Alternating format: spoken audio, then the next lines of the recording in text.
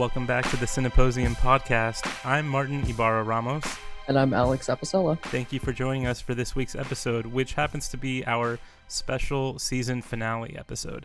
We've presented 9 films in our 8 episodes of this second season of our show, and we sincerely hope you have all enjoyed our virtual programming and podcast conversations this summer. After some brainstorming on how to end the season, we decided to have everyone from our organization join us for a larger group finale episode. So Alex, why don't you let them know how this episode will work? Absolutely. So, for our very special Season 2 finale, every member from Cineposium has come prepared to share one particularly memorable experience of going to the movie theater. We all miss going to the movie theater so badly that we thought that it would be fun and helpful to share some of our favorite and most memorable experiences of being at the theater. Each of us are going to take turns as we share an experience one by one and talk about them a bit. And first up is going to be our chair of Cineposium, Reed Williams. Yes, hello. Super excited for this episode. And it was a fun exercise or to kind of jog down memory lane and think of different times of going to the theater, either with friends or even, sometimes it's really nice to just go by yourself and kind of have a day at the movies. But the experience that kept coming back was when I was around, I want to say 13 or 14 years old. And it was when Jackass the movie came out. And that was, of course, the movie version of the popular MTV television series, which featured Steve-O and Bam Margera and that whole crew doing pranks and stunts and pretty much just hurting themselves and other people in ridiculous ways. So being, a 13, 14-year-old kid from the suburbs, I was like right in our, I think we were like the target demographic for that. But where I grew up, they were very strict about the no person under 18 going to see R-rated movie policy. So we actually had to buy a ticket for the Jackie Chan star vehicle, the Tuxedo, and then we snuck in to see Jackass. And I do remember parts of the movie, but it was just the whole experience of like feeling super sneaky and buying this ticket and then trying to sneak into the theater and not get caught. And then, of course, just being there with friends.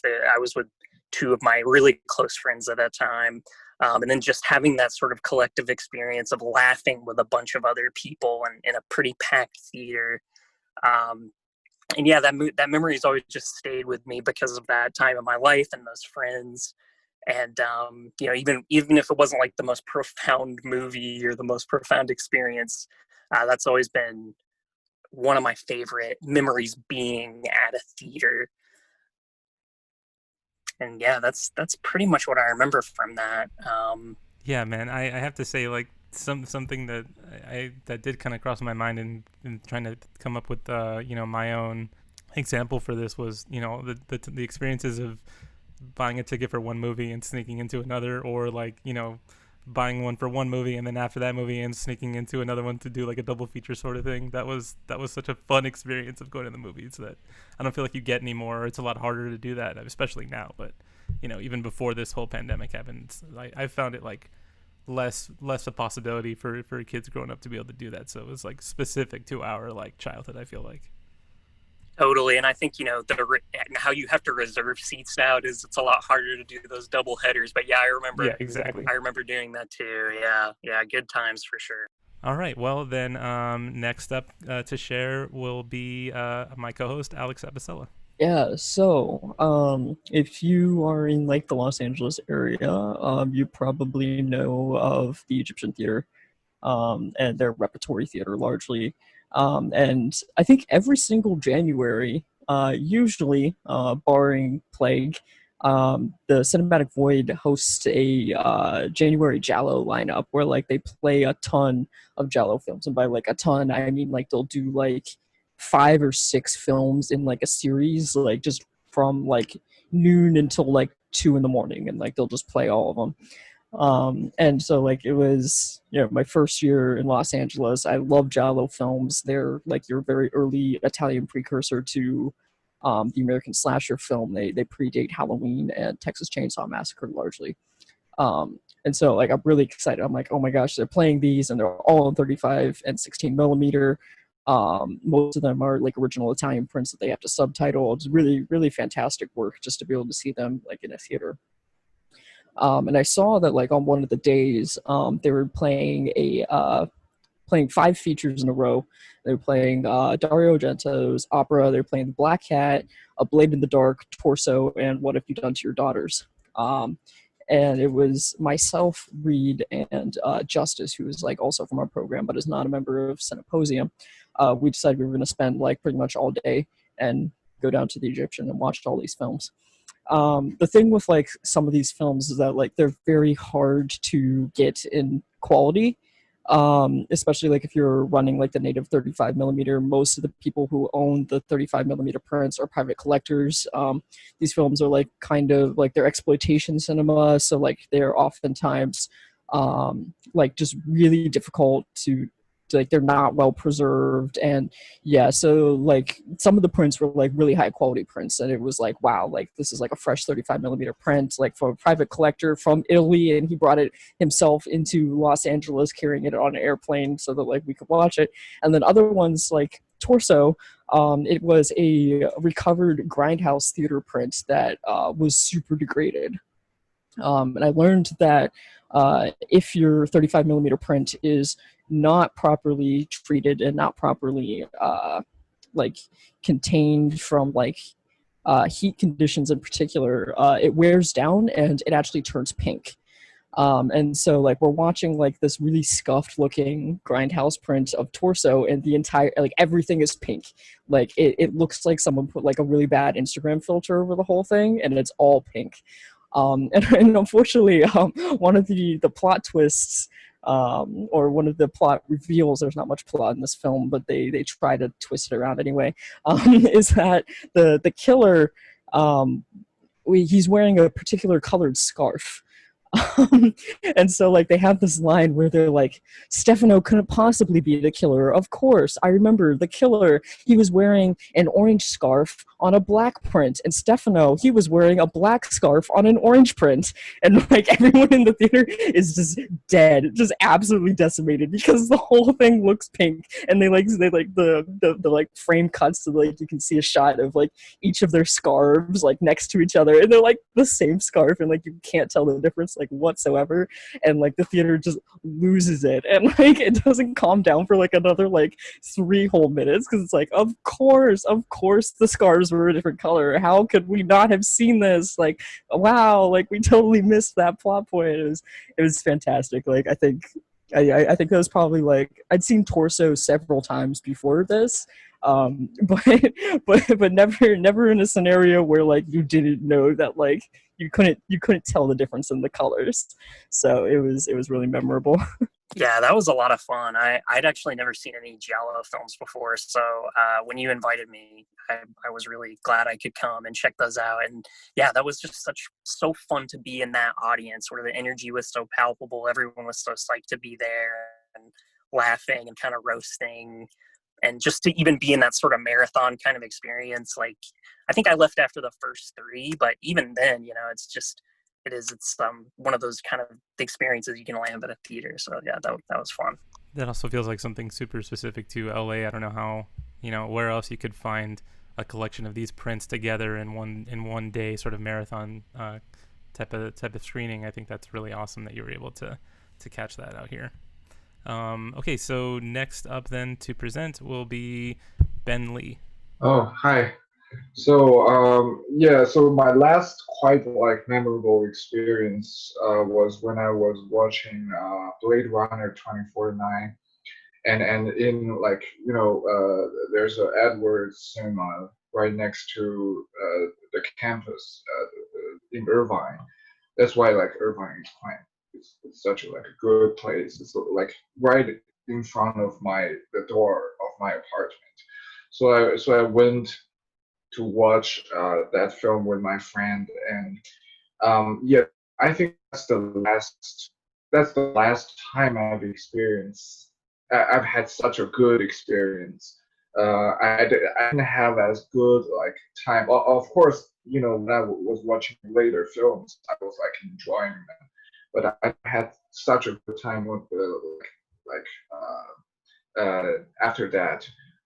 So first, like the music is like really like I've never like experienced that kind of music and sound before, and it's good as many other like the new like films. Like I was like immediately reminded of Sicario when I was when there's this like deep, long, and pressing synth sound, and of course it got the idea from the first Blade Runner film, but it's still quite like you can feel the pressure and at the same time that kind of sublime feeling when when the film is taking you through the future Los Angeles, and it's kind of a great experience. And then I didn't realize like how long the film was when I watched it, and after watching the film, I look at the clock. I was like, oh, it's too late. It's quite. I didn't really know like this film is like almost 3 hours long, and I never watched such a long film in cinema after that, and that was like that was a very, very satisfying experience. Like some films, like when it's ending, I feel a little like I want to watch more, but that film, it's long, and it's packed with all the stuff I wanted, and it's just so amazing. Yeah, and I watched it again several like days later, and yeah, that's a really good film, and I'm expecting to have the same experience, when I'm watching Tenet again, and yeah, and later, I watched the Batman trailer. I was like, yeah, this is nice. This will be a very nice film too. So yeah, I never had the experience since 2017. When I was watching like Blade Runner 2049, but I think similar experience will come in the future. I think, yeah. Yeah, definitely hope so. I have to say, actually, I was working part time at a movie theater when Blade Runner 2049 was out, and so I had constantly I was there like cleaning like as the film was ending and stuff, and so it was kind of always like a cool little experience to like listen to all that music and get some of those visuals at the end of the film as I'm like cleaning and doing stuff. It was a fun little time, even though it took me a while to even. I don't even know if I've seen the entire film yet, actually, which is kind of sad. But yeah, it was definitely a cool time to be working in a theater while that was out, because that's a really great film. Yeah. Yeah, and Ryan Gosling after like La La Land just gave me another like, oh, Ryan Gosling has this like side. It's amazing. Definitely, yeah. Next, then up to present is Kylie Harris. Hey everybody. Okay, so I'm kind of cheating. So mine isn't a specific memory, actually, or a specific movie. But going to see a movie in a theater has always been more for me about the relationships that it built than the movie we were going to see. And that's probably shouldn't be surprising since I was a sociology undergrad. But so one first experience I'll talk about is, even if I'm not at all close now with my dad, I was probably closest to him during the time when we would go see a movie nearly every weekend during the summer. And then in college when I went to school near him. So seeing movies that often, we often ran out of good movies after a while. And we ended up seeing a lot of really shitty movies but it didn't matter. It was this ritual we had, something we always did together and something we both looked forward to every week. And then later in life, when I lived in Geneva, I bought a Pathé movie pass. That's what the theater they watch over there. And so I would go see movies with roommates and sort of build those relationships with them. It was always a little tougher there, trying to make sure that the movie was either already in English and not dubbed in French, or had English subtitles if it was originally in French or another language. But somehow it worked out, more often than not, at least. I think there was a couple times where I ended up in a movie I had no idea what they were saying. But, you know, this wasn't also either always a social event. I often went to see movies by myself, especially there, like without having any family close. Going to the theater for a few hours was comforting. So then in Geneva, and then also when I was living on my own in the middle of absolutely nowhere, northern Wisconsin, I would go to the movies for myself oftentimes, and especially if I was ever feeling kind of lonely, you know, not having like the same kind of friends and family base. And just this past year, you know, before COVID times, going to see movies with classmates whenever we would get time away from schoolwork was definitely a highlight of my time in the program. You know, obviously we all bonded over movies, being in a film program, but watching screenings in class or going out to catch a movie on the weekend definitely for me made these relationships stronger.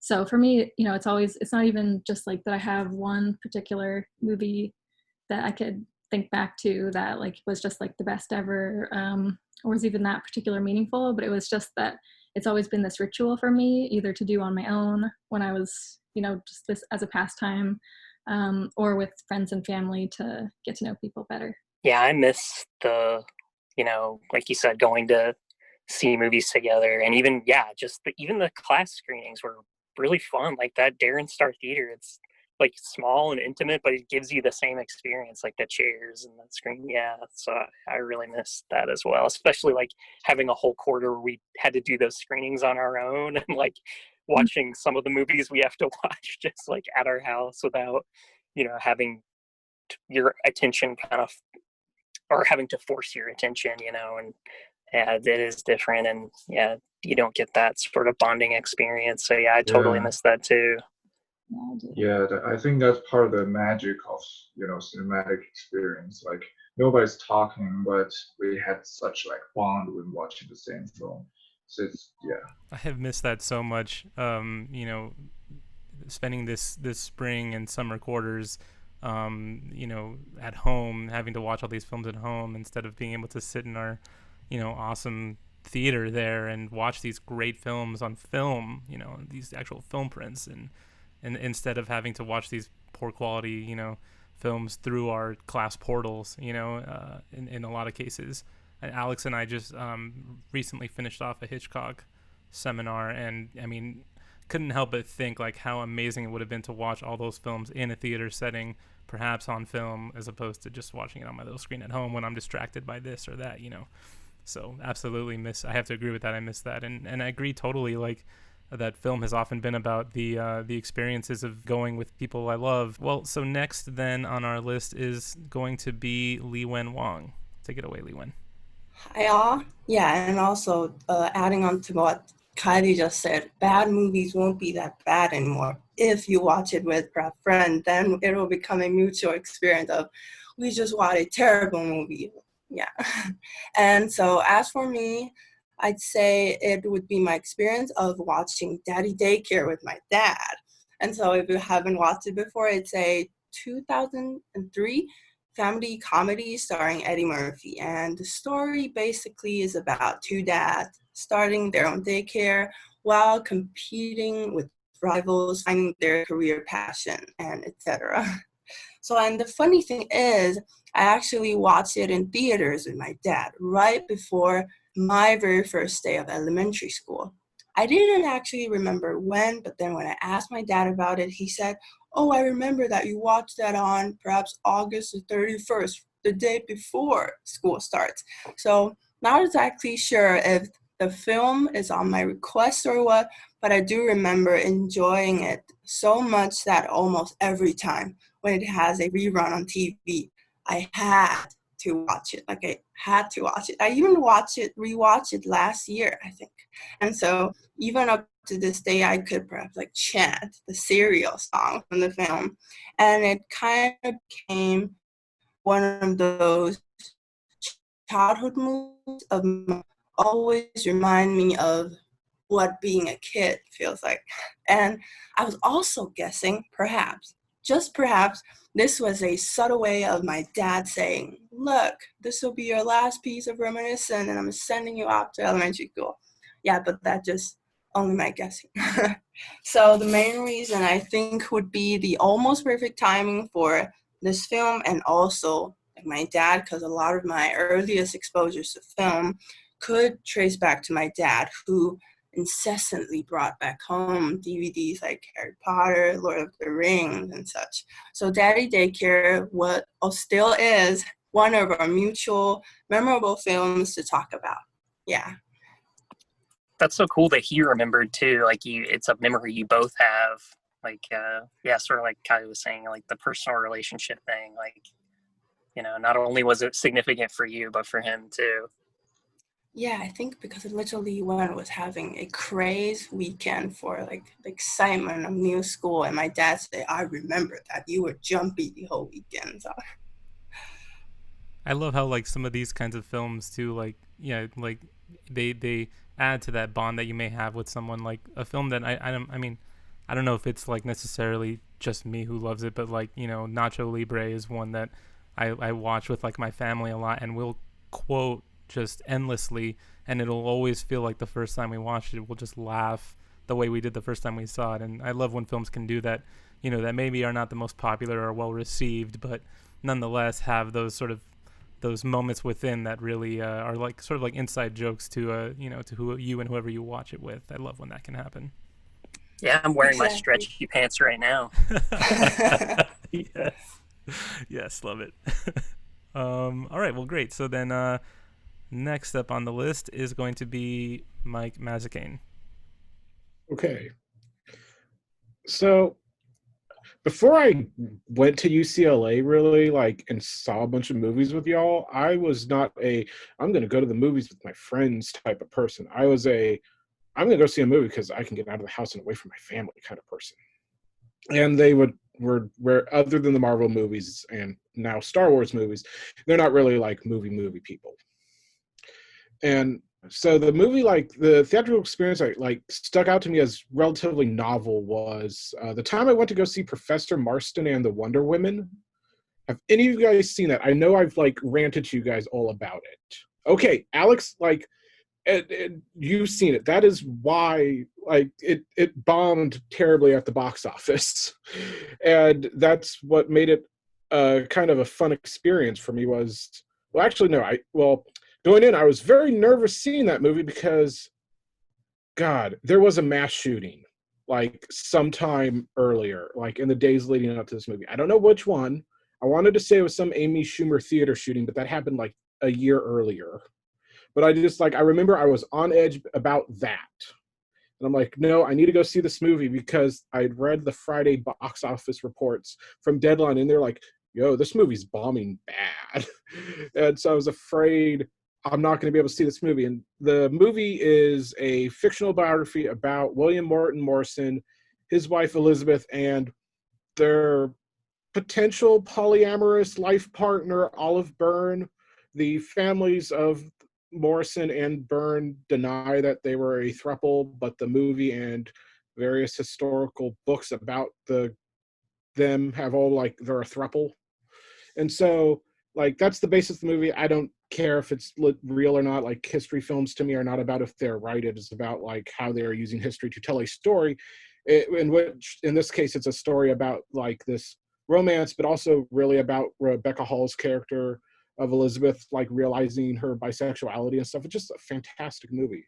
But I got there and I was the only one in the theater, and I'm like, it's going to be one of those experiences. And then 10 minutes before the movie starts, I shit you not, a guy in a trench coat comes in.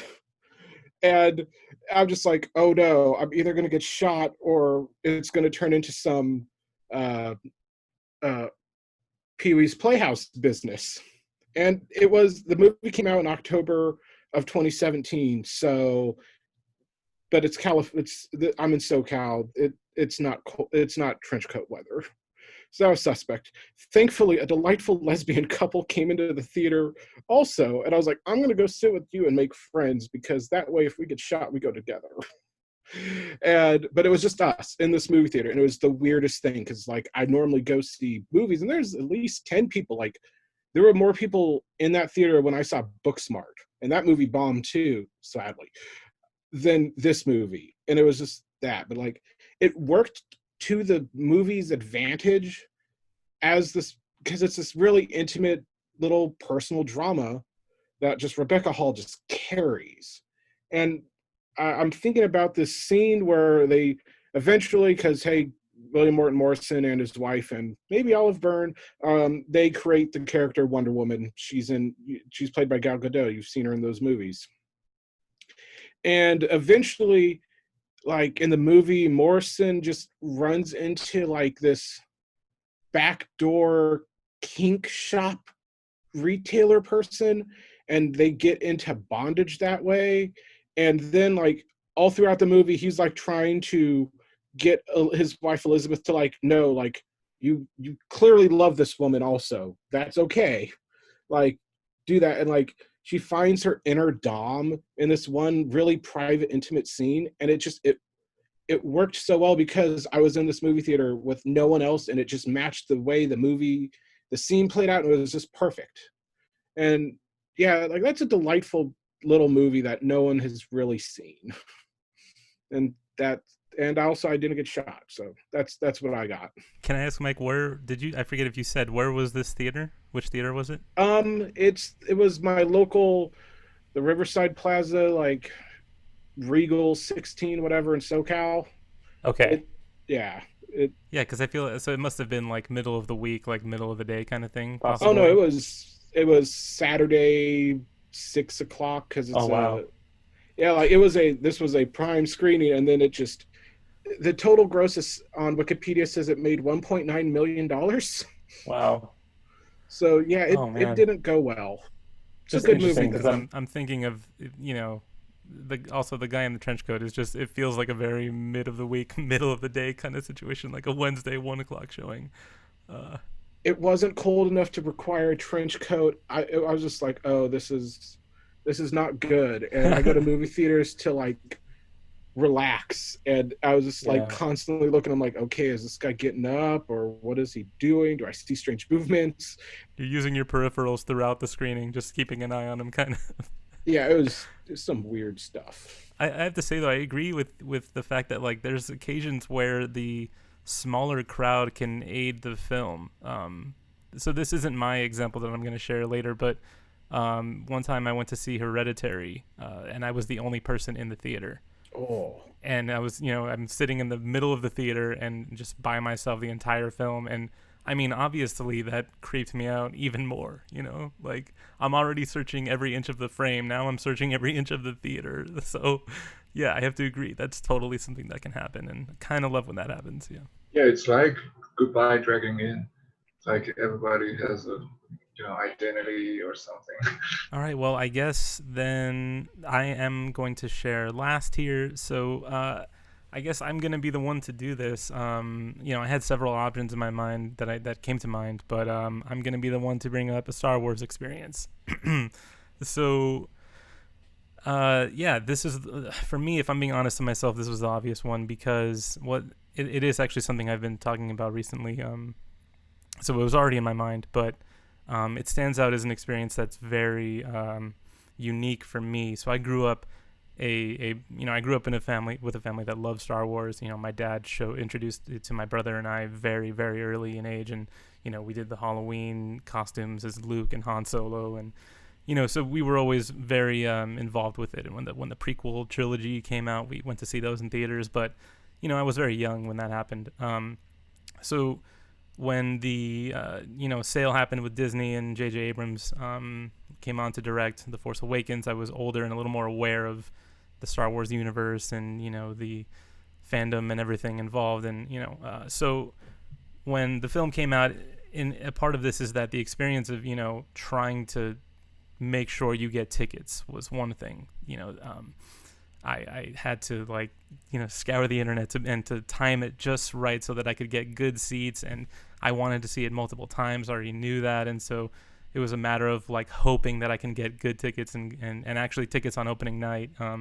So that's a fun experience in itself that I kind of latch onto. But the film itself is very much rooted in like nostalgia, and so being there, we went to see it first, I believe, at the ArcLight in Hollywood, and being there and experiencing every single moment of Lucasfilm appears on the screen, everyone cheers. The crawl comes up with the loud orchestral score. Everyone cheers, and there's all these moments throughout the film. I could name a bunch, but the point is that having that communal experience with everyone who's so attached to Star Wars, and particularly in how this film is kind of nostalgic to the original films, it made it such a fun experience. And I don't think it'll ever happen again in the sense that, at least I don't know when we'll ever be able to go back to theaters comfortably. But also in terms of watching Star Wars films, I don't know that kind of demand is ever going to be there again, that kind of thing is ever going to happen. So it feels like a once in a lifetime kind of thing where all the Star Wars fans came together and were so hopeful. And we're just so happy to see all these things like the Millennium Falcon again, and Han Solo again, and Luke Skywalker, and all these things. So that's certainly one for me that's just very, very memorable. So were you Luke or Han? I was Han Solo, so what happens in that film was pretty hard for me to take. Yeah, I have a mini story kind of based off that. A little bit evil. I will say I was being very devious at this time. Go for it. So I believe it had released in China the night before the midnight premieres in the US, or it had leaked in China the night before the midnight premieres in the US. One or the other, one way or another, I had seen the scene where Han Solo dies. I'd seen that in full. I'm someone I searched for spoilers, so it wasn't something that I was like, oh my god, I can't believe I saw this, like the whole movie experience is ruined or whatever. I was like, I want to know how they get from point A to Han Solo's death. So spoilers enhance the experience for me. Yeah. But at the time, I was like, there was this guy who was just bothering me like constantly, like just being a jerk. He was just being a jerk, and I told him, like that day at school, I told him, if you keep bothering me, I'm going to ruin Star Wars for you. Oh no. and he kept doing it. He's like, you don't know anything. Like you're not like what are you gonna do? How are you gonna ruin Star Wars for me? You can't do it. I waited until he told me.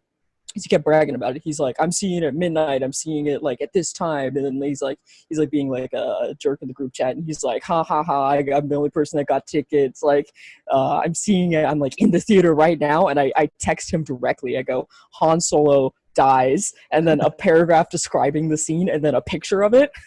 And like all I see is like it's the red notification, and it's like right before the screening where he has to turn off his phone. So like, it was like the last thing that he saw right before the movie started was my message, and I got the red receipt, so I know that he looked at it. And he was devastated. It was the greatest piece of revenge I've ever had in my life.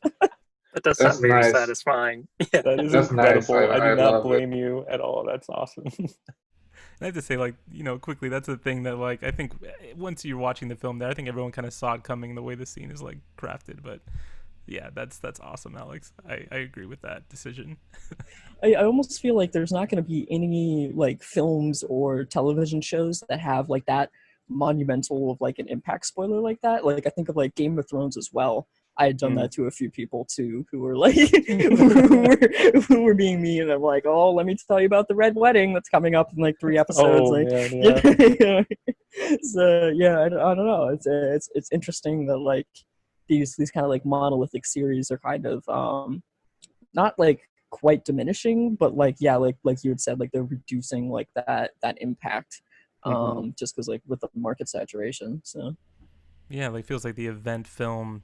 I mean, I wonder how many more of those we'll get. I mean, there's certain film universes that are still doing well, I guess, like Marvel. But I mean, in that it's still kind of a deal with what's going to happen with theaters. What's that going to look like? I mean, perhaps we do go back to the drive-in sort of experience, which I'm not totally against. But I mean, still, that's not the same as sitting in a theater with in a packed theater with a bunch of people and all reacting at the same time and sort of reacting together.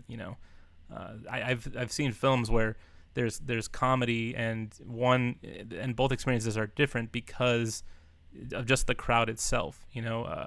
Certain crowds find everything funny and laugh, and it's a much more enjoyable experience, whereas others just don't really respond. And so, that kind of element of how the crowd reacts can change your experience. Yeah, it feels like it's, at least for the foreseeable future, it's not going to be such a part of movie going. But I mean, I don't know.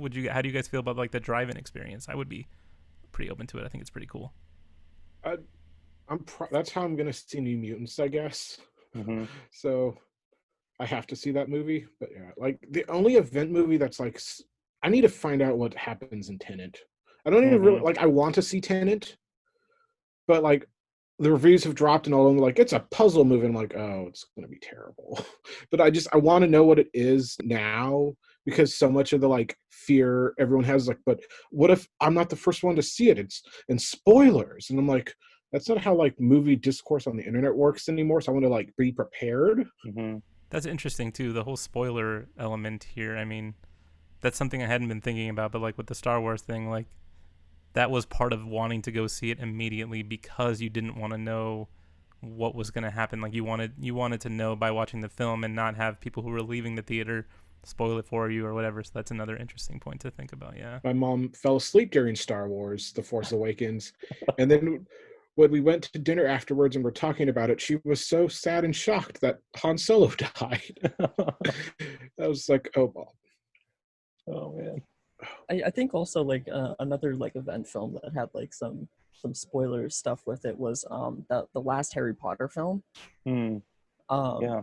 Yeah, it's like so I was working in Orlando at Disney at the time, and downtown Disney there has like a theater, and like we were trying to get tickets. Like that was like the thing. Like it wasn't a midnight screening. It was like one of those weird like 11 p.m. ones where it's like we're gonna show it like a few minutes early, but like it's fine kind of thing. Because I mean Disney owns the IP, so it's like they can show it, or I guess Warner Brothers does, but they had like the go ahead to like do that.